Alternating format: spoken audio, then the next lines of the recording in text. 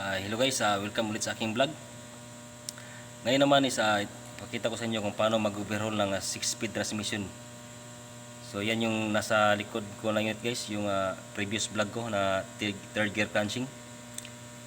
So yung unit na Fortuner Hilux na 2016 model hanggang 2020 is pareho lang sila ng transmission. So ngayon malalaman nyo kung paano siya baklasin. Tara!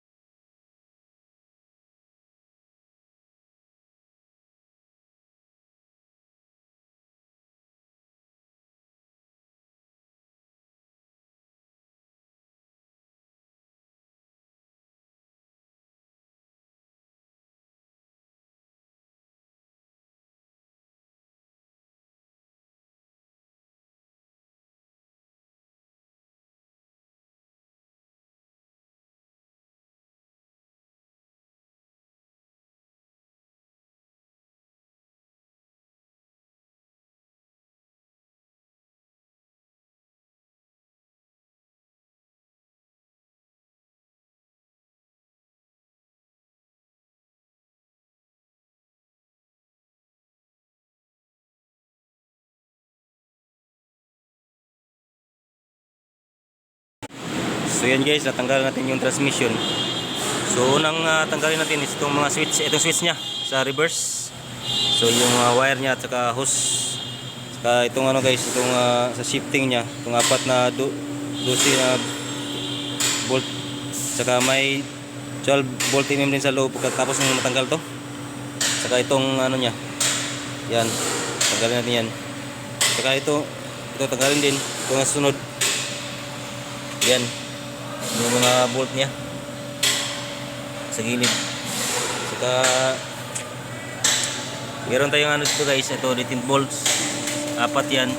So isipin nyo lang natin mawala. Saka yan 14 mm na bolt. Saka ito 10 mm na alin. So yan.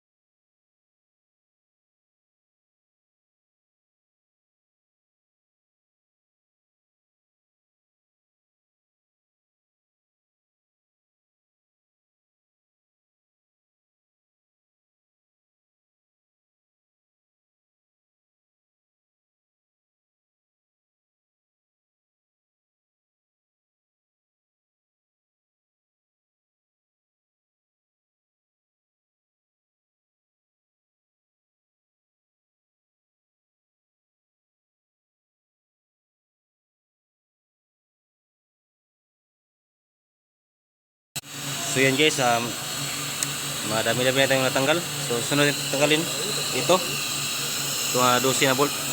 Yan. Saka may lock to, itong lock to. Snap ring, tanggalin natin yan. Tapos itong malaking nut na to. Yan.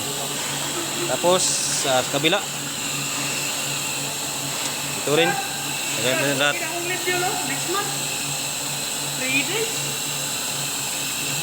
Tapos may mga sa loob nito, pagtanggal natin ito, may mga ano diyan. Mga dalawang ano lang, lock na clip. So yan, madali lang guys.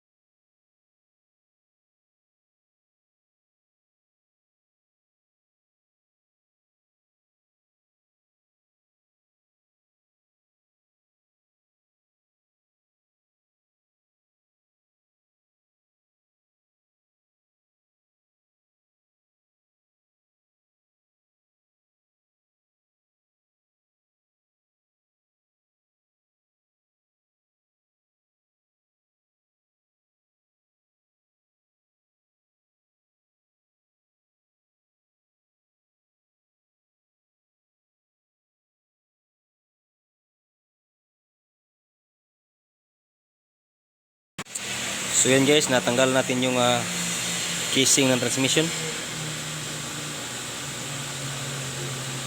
So yung dahilan ng third gear crunching guys is itong ito yung fourth gear at saka ito yung third gear. So sa third gear crunching ang problema nito. So kung nakikita nyo yung mga hub niya, yung hub saka yung ito portion, so sunog siya. So ang ginagawa ko dyan is nililisan to lahat sa third gear na side. So yung hub sleeve, yung mga synchronizer niya, yung shifting key. Pero sa ngayon tanggalin muna natin kasi ay bulit na namin to kung pwede to palitan buong transmission kasi walang tabol pa siya. So yan yun. So ito guys, tandaan nyo to, may mga marking dyan. So sa yan, ito kasi pwede itong mabagtad, makabit siya mabagtad, pero ang problema hindi makabit yung casing ng transmission, baka mahirapan kayo. So tandaan nyo yung marking.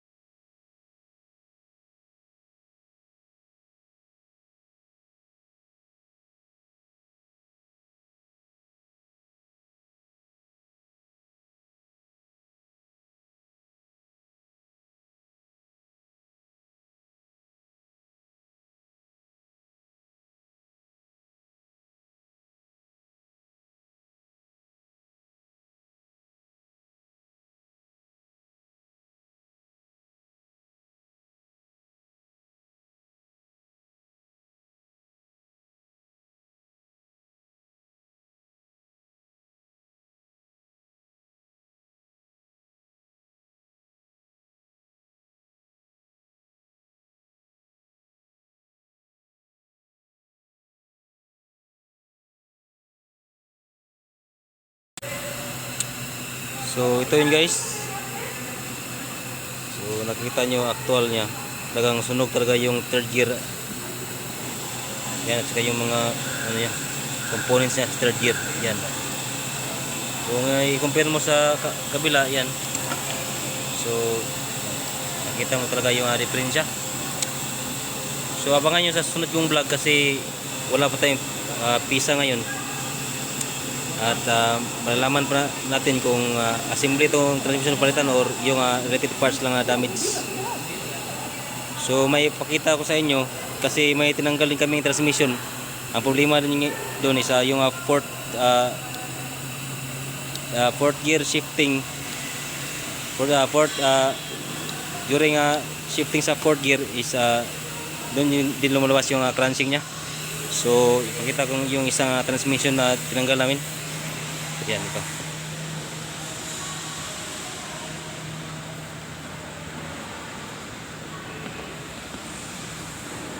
So ito yun guys, yung isang transmission na tinanggal namin. So okay yung niya, yung sa third gear niya. Ito yung third gear niya guys. So ito yung support. So kung tanggalin natin yung synchronizer ring niya. Yan, kung nakita nyo dito nga side, so pudpud siya, kaya may crunching siyang nangyari during shifting. So kadalasan ito lang yung pinapalitan. mawala na yung problema ng transmission. Ayan. Sa bago pa sa channel ko, subscribe lang at hit yung notification bell para lagi kayong updated sa aking susunod na vlog.